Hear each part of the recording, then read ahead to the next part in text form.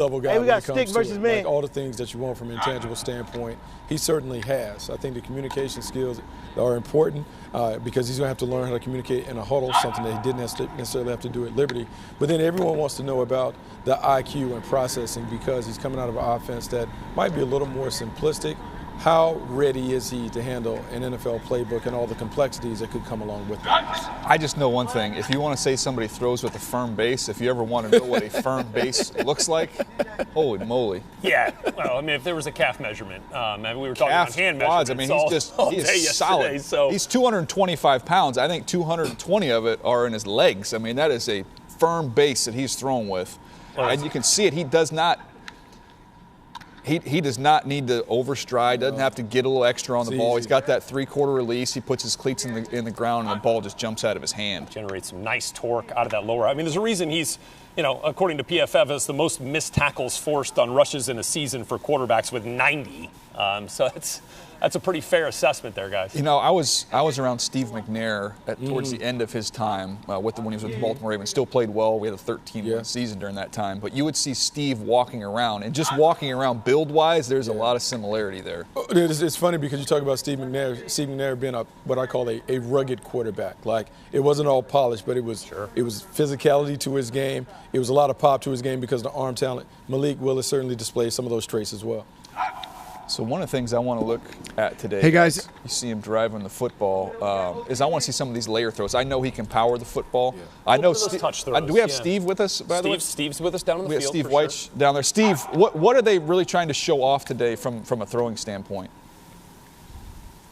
Well, DJ, you were starting to say some of the layered throws, right? When you talk about layered throws over the linebacker in front of the safeties, that's part of it. Look right now. What is he doing, guys? He's going under center, right? He's simulating that. You see the play action. That's one thing they really want to show, because in talking to Quincy Avery, the gentleman there in the blue sweatshirt who's his quarterback's coach, he said since maybe Pop Warner, he's taking about 6 or 7 snaps from under center. He's an exclusively shotgun quarterback throughout college and through high school, so they want to show some of that. They don't feel they need to show a ton, though. I was talking to Hugh Freeze, his head coach. He said, when he was watching the NFL playoffs, he didn't see a whole lot of under center play. So they don't think that the under center thing is the huge part. It's more so the footwork that comes along with it. So they want to showcase that as well. Sure. I saw him take plenty of snaps under center in workouts this summer down at the Manning Passing Academy. I thought he acquitted himself just fine. And you're watching we talked about head coaches and general managers there. Offensive coordinator standing right behind Malik Willis as well. That's Matt Canada in that black sweatshirt there, the offensive coordinator for the Pittsburgh Steelers. As we've talked about the Steelers as a potential destination for Malik Willis. Look at that missile right there. I mean, that thing truly pops. Like, that's when you say that, that's what it looks like, DJ. Oh, we use the phrase the ball jumps out of his hand, and it's with very little effort. Some guys are high-effort throwers. He's got that little three-quarter arm slot, and it just jumps out. Now, one of the things I want to see, especially on those slants, just back off a touch and put that on the upfield shoulder. Right, ball placement there, right? Exactly. I think you can see it, too. He's juiced up for this, too. Well, yeah, I mean, that's the thing, and you talk about it. It's a difference, and normally you see these things when you have various quarterbacks, multiple quarterbacks in line, and you can see the arm talent. You can see the difference in the way the ball comes out of his hand and others. It is a lot easier when you're a quarterback coach and it jumps off. I mean, you don't have to kind of make up things to kind of hide his arm talent. His arm talent is terrific. Malik Willis throwing here at the campus of Liberty University here today. There's his quarterback's trainer, Quincy Avery, who we've seen work with guys like Trey Lance and Justin Fields in the past. Let it go from right there, Lee. Done work with Deshaun Watson as well. Quincy puts him through a real workout now. This is going to be 70-plus throws, and you'll see everything. Oh, it's going to be high volume. Yeah. Hey, we got the 6-step speed You're out. going to be in and out. Now we're up. And there's head coach of the Panthers.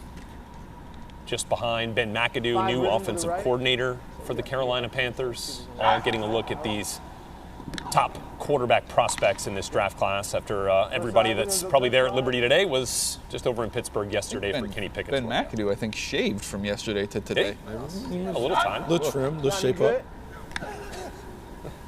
Yeah, they're throwing the ball outside of the perimeter. I mean, he makes some big-time throws. We always talk about kind of those arm strength throws, deep comebacks, hole shots versus cover 2, like where you can see him drive the ball outside towards the sideline. It's firm. He has no issues. There's no blade of grass that he can't reach when he's on the field. I mean, he can use the whole field. You know, I think the thing that could be appealing about him is we're watching him work under center, but in an old school traditional offense, it's really built on the running game and pushing the ball down the field and throwing those deep comebacks and the vertical routes. His game and his talent would appear to match. And I know you want to take advantage of the legs, and we always think about taking advantage of the legs on design quarterback runs. But being able to come out the back door on bootlegs, being able to move the pocket on sprint outs and those things, he can certainly add a dimension to our offense with his athleticism. Yeah, there's plenty of safeties that Buck, played the Liberty talking Flames about in the last 2 years that thought they were getting picks and didn't, because he fits it right in there. 4 verts. Hey, Bees. Hey, don't blame me. He's just not moving. Hey, Bucky, this is Steve White again. Bucky was just talking about, seeing him on the move and things like that. That's coming soon, but again, you're noticing just a lot of the drop back stuff, and you're seeing him take a lead and a look and anticipation with some of these throws that we've seen right here. They're playing, inside the numbers right now, really working it, and you're seeing a lot of different tempos on the ball. He's not he just backed drilling off. it. He just backed off on that on some of these throws. Nice. Yeah, really get the sense he's enjoying this moment too. See some smiles. And there's your layer. There's your layer throw right there too, DJ. Yep. You got basic on the right. Got man. Moving the right, huh? Hey, we're gonna see a play action here. He's gonna get moved. That voice you're hearing, Quincy Avery, we've got him mic'd up, so we'll let you listen in on that here momentarily as they're just getting a little towel off here for Malik. It's been going at a pretty good clip here, getting these, so the early part of this workout here pretty rapid fire, Deej. One of the things, even though we don't have Malik wired up here, is you can see every interaction he has with somebody, as you see him there showing an off-platform throw. Every interaction he has with somebody, you see everybody smiling around him. He's got a great energy about him. I sat next to him on the plane after the Senior Bowl, and he's got a real infectious personality, and that's. People say, okay, who cares, just throw the football. No, that's a leadership position. That's a position you want people to follow you. And he has this ability to just kind of make you feel good about yourself when you're around him. It's funny, we had a chance to sit with him at Elite 11 over the course of the summer down in Redondo. And, you came away really impressed. It was him, Spencer Rattler, Sam Howell, but you came away really impressed with Malik Willis in terms of just the communication skills. And we talk about that position. It is a relationship position because you have to get everyone in the huddle to believe that you're the guy. And some of that is not only what you do on the field in terms of your talent, but how you engage and how you interact and how you build that trust. He appears to have that based on his interaction with those around the program. Brett Lewis, Daniel Jeremiah, Bucky Brooks here with you in our NFL Network studios. Steve White is on the field. They're in Lynchburg on the campus of Liberty, watching Malik Willis throw it around here. As Steve mentioned to us, wanted to focus on some of those drop back throws, some of those throws from under center there. Showcase that part of his game here as he tries to give NFL evaluators a complete look at everything that he's capable of here. DJ, he's your 32nd ranked player in your top 50, which, here we go. Here's a deep shot. He's not going to underthrow many. No, and you can stretch the field any way you want to stretch it. We've seen him stretch it horizontally, now we see him stretch it vertically. For me, when I look at Malik, I think he's going to go higher. There's a good chance he goes higher than that. Sure. But there's still work. There's still work to be done with him. I think it's going to require some patience. And I think you talk to him, he would even admit that it's probably best for him to go somewhere, get a chance to sit and learn and grow. As with a lot of these guys coming out of college, Buck, the offense that he's in, it's just going to take a while. It's going to be a totally different deal now coming to the NFL. Yeah, I think the connection between Malik Willis, the coach, meaning the coordinator, and the scheme, I think that really will determine his success. When we talk about the guys where like Patrick Mahomes and Josh Allen and Lamar Jackson, all of those guys were able to have tremendous success with the system that was catered to their talent. I think it takes a flexible and adaptable coach to be able to get it out of it. Steve White down. Hey guys, on that note, yeah, right. On that note, I spoke to some coaches, including his coach Hugh Freeze, about the learning aspect of it. The one part that kept on coming up is because at the level that they played at defenses did not try to do anything overly exotic with him because of his ability to run the ball, to pull it down and run it, scheduled runs. So basically they would kind of sit back and they'd always have a spy on him, according to Hugh Freeze. They weren't trying to game him with a bunch of different coverages and things. Whoa, nobody saw that. Well, there's a throw right there, guys. But I mean, that's part of what he's going to have to go through as well, is to learn a lot of the defensive looks, not just the offensive schemes, but just things he just has not seen at this level. Okay, so he's ripping it out right now. Well, we're stretching it out a bit. Leave that one a good 60. Jeez. Love the cheers from everybody in attendance there, too. Gives this thing a little juice. Yeah. It looks like the whole Liberty football team is there watching. Love it. Like I said, I mean, there is no discounting how big of a day this is, not only for Malik, but for this program. So he'll be the first quarterback ever drafted from this university. Could very well be the first-round draft pick they've had in 32 years since Eric Green was drafted by the Steelers in 1990, the tight end. Maybe he ends up in Pittsburgh as well. Maybe they double up. Maybe Pittsburgh goes back. Should see a good kickback by Malik.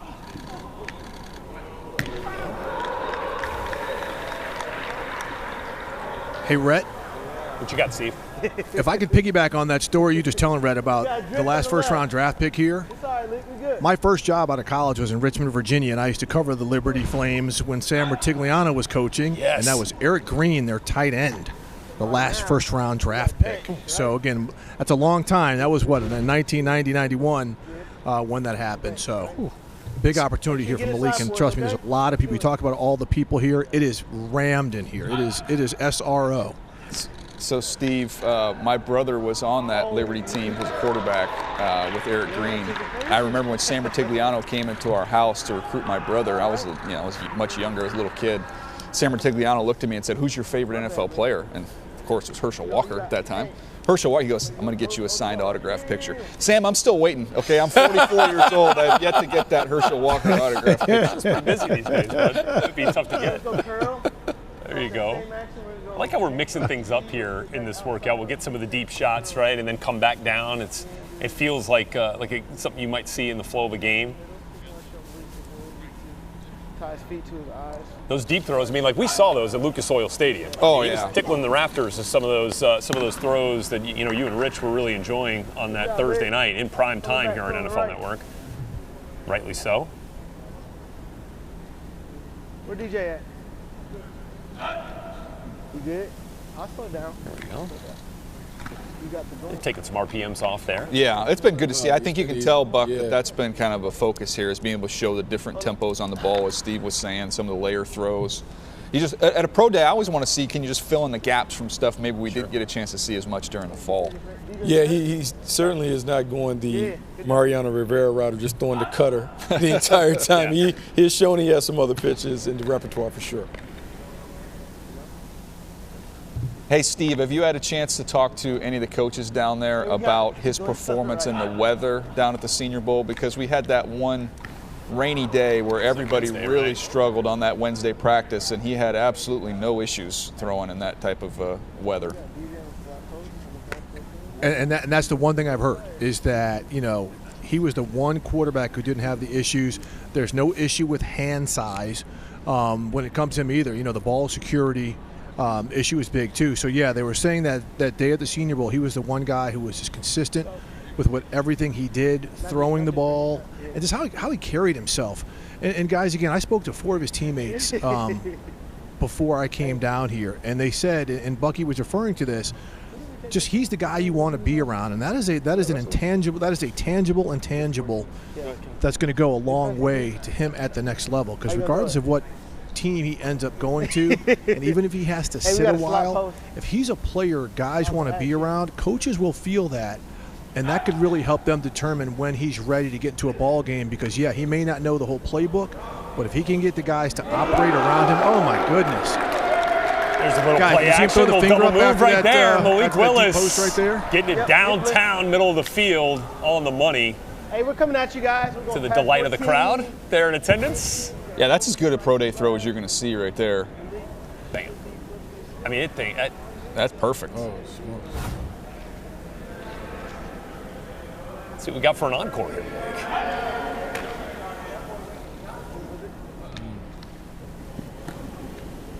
he can whip it from a That's different where, yeah, angle. it's kind of trying to disconnect your lower body, your upper body. And yeah. It's almost like the throw you showed us on the tape at the top of the show where he's scrambling off to his right and just kind of fades away and lets it roll. Yeah, just going the opposite direction, but just right. showing you the athleticism. I mean, he told me a story about when he was at Liberty walking across the campus and heard the ping of the bat. So he walked over, the baseball team was practicing, and he said, hey, can I shag some balls? I said, yeah, sure, go out there. So I shagged some balls, and then we get towards the end of the baseball practice, and I asked the coach if I could take a couple swings. He's like, yeah, sure, go ahead. Said the first ball was a line drive, the second one left the stadium. He said by the time he finished his 10th cut, they offered him a spot on the baseball team at Liberty. Hugh Freeze is like, no, I don't think we can do that here just yet. But again, look, this is such a cool story, right? Because this is a guy at, initially went to Auburn, was told he wasn't going to play at Auburn at quarterback, and that's what he wanted to do. And so he went and made the choice to go to Liberty. Nice catch. Grab there. There you go. Yeah, kill yourself a little bit. Look at Malik loving it. Let him go get one. Pass 36 is running the whip route. All right. Crowd really enjoying this, not just on Malik's throws, but on some of the catches from some of these guys.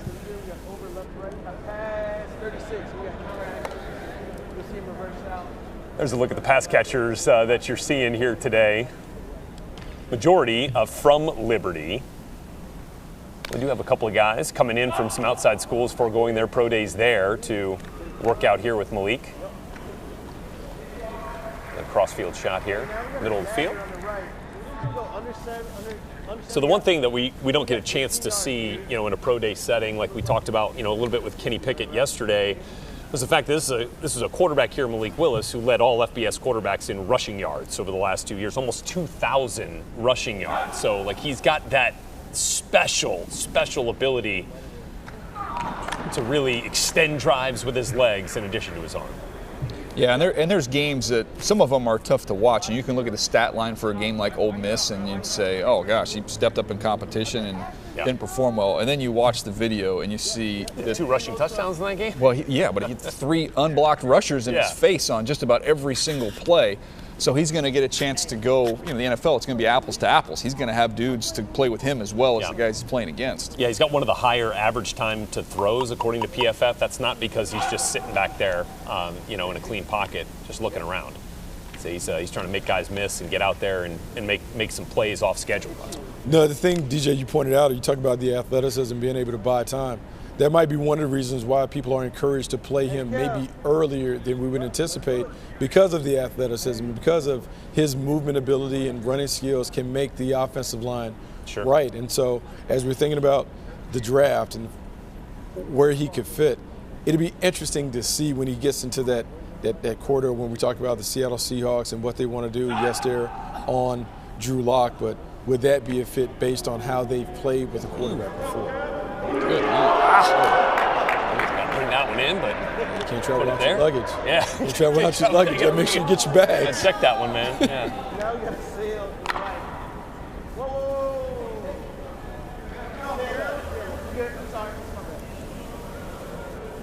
So I'm watching this workout and I'm thinking about some of these teams, and you sit there and say, okay, some of the pairings that could possibly happen. You think Carolina with their need at the quarterback position, Matt Rule's there.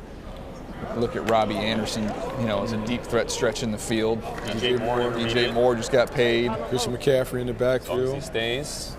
I mean, I'm just thinking of guys you can aggressively push. You see some of those seam rippers that he's thrown. You think about Kyle Pitts with the Atlanta Falcons and how that could marry up and pair up.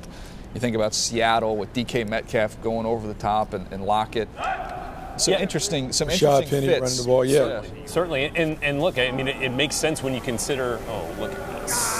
Just a little long there. But when you look at some of those destinations, like the Falcons, who did bring in a Marcus Mariota after sending Matt Ryan off, Pittsburgh Steelers bringing in a Mitchell Trubisky. I mean, while they're guys who could certainly start week 1 for their teams, wouldn't necessarily preclude them from taking a first round. I don't think that you want to play Malik week 1. That's what I'm saying. That's what I'm saying. So like this, it maybe gives those teams even more of an opportunity to go and make this happen with Malik. The only thing about the redshirt option, Yes. as much as we sit here and say logically, Yeah, that it doesn't always happen that way. When we get to the season, some we'll come losses right back piling on. up. Yeah. Right. When are we going to see Malik Willis? When is he going to get his opportunity to play? But I do think like this is similar in a different way than the Trey Lance situation. If you do have the luxury of having a veteran quarterback that you can play for that year, it does allow you to let him serve as an apprentice, to learn the game on the practice field, to kind of work out some of those kinks, to let him master the system in some regard before he gets on the field. I think that does enhance his opportunity of having success early. Hey, Steve White's just down with us on the field. How come Ian Rappaport doesn't have his scouting notebook out there? Our NFL Network insider just standing around yucking it up back there. Hey, Ian is milking everybody for other information, not related to me, Malik Willis. You know how Ian works it, man. He's all over, but he's also working this. But I wanted to piggyback on what you guys were saying about the particular team the quarterback needs or how he could be an apprentice. Look, based on, his running ability and things, teams, people I've spoken to said, look, you can put a couple packages in for him like the Niners did with Trey Lance. Guys, every time I'm on here, he just releases this unbelievable throw. Look at the celebration here. Let's go, Kent. Look at Malik. That was insane. Look at Malik Willis. Look at him running down to the end zone. Get it done. Love it. That's the show off. Look at that. That's the official pro day That is from last year. show off throw, and did he ever? Fine if you want to end it there, my man. Back to how you can put. Yeah, I don't know if they're. It looks like they're flipping the field. I don't think we're done here. Yeah, they're just going to get a red zone, different perspective. Bam. Help things out. That is a show off. So that was the same throw smile. we saw last year from Trevor Lawrence, Zach Wilson. the That's whole a requisite. crew. Everybody was doing it. Everyone needs. You have to show that one. Got to have that one in the repertoire. Look at him and Quincy. Yeah, now we're that down one the in red there, zone. Coach. There we go. We'll get some red zone throws now. Nice ball. Put that one in the bucket.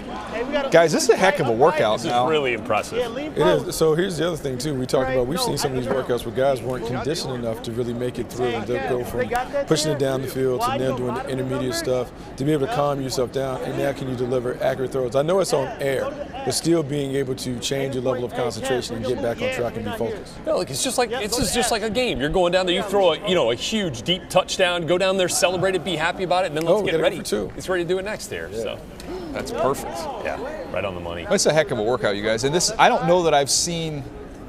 And this may sound. I don't know if I've seen a more joyful workout than this one. No, he is like a lot of guys get locked in and they're kind of in that zone. It's very intense. He is loose. He is comfortable. He is having fun, and he is letting it rip. This is as good as any workout we saw really a year good. ago. It's outstanding For sure. And there's, the juice for days on this one. Love the support crew. I'm sorry. Shorty. You got this fade. Well, I think that's the other thing that you have to consider. We talk about guys, do they bring energy or do they remove energy from the squad? And so some people talk about thermostat leaders. Do they change the temperature of the room when he walks in? He appears to have all the things to raise the energy. He like that. He appears to have this kind of personality. People like being around him. That matters. Love it. It'll be fascinating to see in this draft, though. You know, we talk about these teams up here in the top 11, right? Detroit at 2, Carolina 6, Atlanta 8, Seattle 9, Washington 11. Just if we look at those teams, right? Is this going to be a draft where we see them potentially take a quarterback there, or are they coming back up? You know, make a selection there in the top 11, then you come back in bottom of 1 to try and get one of these guys. That to me appears to be the more likely scenario. That as much as we may talk about these guys being top 10 because of the need for quarterback, maybe it's the bottom of the first round. We take someone at a different position early, then we come back in late in the 20s and get the quarterback that we want. Or you have the Pittsburgh Steelers just sitting there right at 20, you know? I mean, they've got a quarterback in Mitchell Trubisky who they obviously love the athleticism that he brought to the table. 9 yards. I mean, when they signed Mitchell Trubisky, I thought, okay, they're going to wait on the quarterback. Then the terms of the contract came out, and I thought, oh, no, they're not. They're very much in the quarterback. Backup/bridge deal money. Yes. Yeah. Now, there's obviously incentives that are going to make it more along the lines of something you might see in today's league, but like I was saying, it just doesn't preclude them from not taking, it doesn't keep them from taking a quarterback in the first round. And you want to talk about weather, and you want to talk about, you know, adverse conditions and his ability to thrive in a type of environment. Pitt fits the bill. Frankie, you up next. There's been a handful of throws, kind of middle of the field throws, where they've been completions, but the ball placement hasn't been perfect. Yeah, there's one. Takes off on. There's one. Focus in. Yep. But I mean, if you're trying to nitpick and say, okay, what are the knocks here? It's tough. No, but and that's the thing. Like we talk about some of the accuracy stuff. I mean, that's in the deal. That's part of his game, whatever. But then what you're banking on, the tools and the talent, the athleticism, the playmaking ability, the big-time arm that maybe you're going to live through some of those imperfections. Sure. Because the upside and the potential and what could happen if he kind of puts it together. He's going to make a ton of plays. Yeah, it's hard not to be infatuated with some of that wow stuff that we've seen here today. And then, some of the the boxes that had a little bit left unchecked from the tape. A little bit of that, a little bit of the touch throws to take some of the RPMs off. Start to work some of that in. It's tough. I don't remember a year where it was more difficult to try and figure out not only what teams are going to select quarterbacks, but just if you told me as we sit here right now on March 22nd that we had 4 quarterbacks land somewhere in the first round, I wouldn't be shocked. If you told me we had 1 quarterback go in the first round, I would not be shocked. It's wide open. It is wide open. I also wonder, like when we talk about ranking them, a lot of times we've always ranked the guys that have played the best doing their thing, but then does it change when we talk about upside and potential based on what we've seen from the quarterback now? There you go. That, ladies and gentlemen, is a pro day workout from Malik Willis there on the campus of Liberty University. Enjoyed it. Maybe more than any quarterback we've seen since we started doing these. He had energy and the ball had energy. The ball had plenty of energy, and you could feel it inside the building there. That was some fun, folks, right there. Malik Willis in a Path to the Draft Pro Day special here.